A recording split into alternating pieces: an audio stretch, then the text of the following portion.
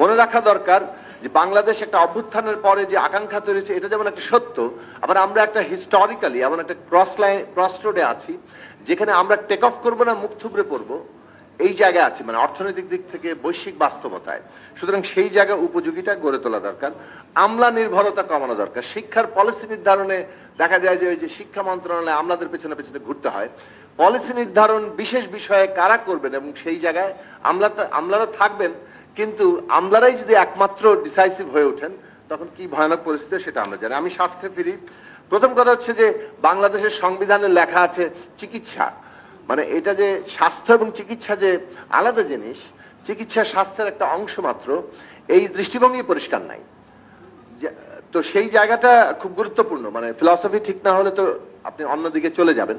স্বাস্থ্যের জায়গাটা প্রথমত গুরুত্ব দেওয়া দরকার, রোগ কেন হয় এবং তার কারণগুলো কি সেই জায়গা দূর করার থেকে। সেটার জন্য পরিবেশ আছে, বায়ু পানি থেকে শুরু করে এমনকি এখন ইলেকট্রনিক্স, মেডিকেল, ডিজিটাল বহু রকম দূষণ হচ্ছে, সেখান থেকে আমাদেরকে রক্ষা করতে হবে।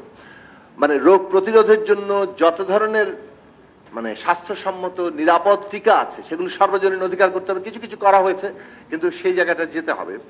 এবং মানে এরকম অনেকগুলো, অন্তত আমি 9টা পয়েন্ট বলতে পারি, আমার মনে হয় না সময় দিবেন।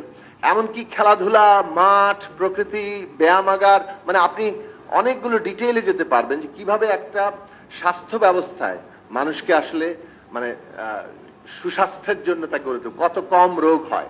আমার যদি 18 কোটি মানুষই রোগাক্রান্ত হয়, এটা তো আসলে চিকিৎসা দিয়ে এটাকে ম্যানেজ করা সম্ভব না।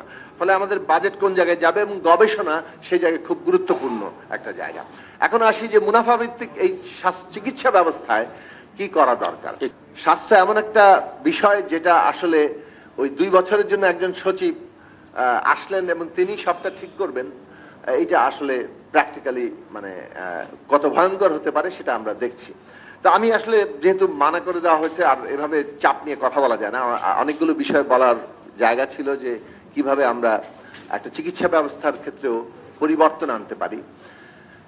কিন্তু মুদ্রা বিষয় হচ্ছে যে আমাদের এখানে একজন রোগীর ক্ষেত্রে যেটা হয় যে আমাদের ডাক্তাররা কিন্তু অনেক দক্ষ, অনেক অনেক মানে অনেক অসাধারণ চিকিৎসকদেরও আমরা সংস্পর্শে এসেছি, এবং কিন্তু বাংলাদেশের অবস্থা হয়েছে যে একজন ডাক্তার একজন রোগীকে পর্যাপ্ত সময় দিতে পারেন না, এবং এইটা হচ্ছে রোগীর জন্য সবচেয়ে বড় সমস্যার জায়গা। কারণ তার সাথে কথা বলার সময় তিনি যদি পর্যাপ্তভাবে নিজেকে উপস্থিত করতে না পারেন, তার কনফিডেন্সটা তৈরি হয় না। কনফিডেন্সই মানে মোটামুটি অনেক দূর এগিয়ে নিয়ে যায় একজন রোগীকে।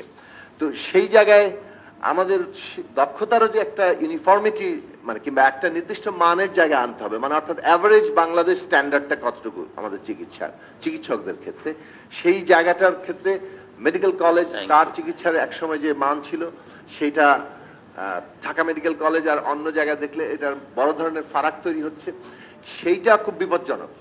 ফলে চিকিৎসকদের মানের যে একটা মোটামুটি অ্যাভারেজ স্ট্যান্ডার্ড সেইটা মেনটেন করা এখন একটা প্রায়োরিটি। আমি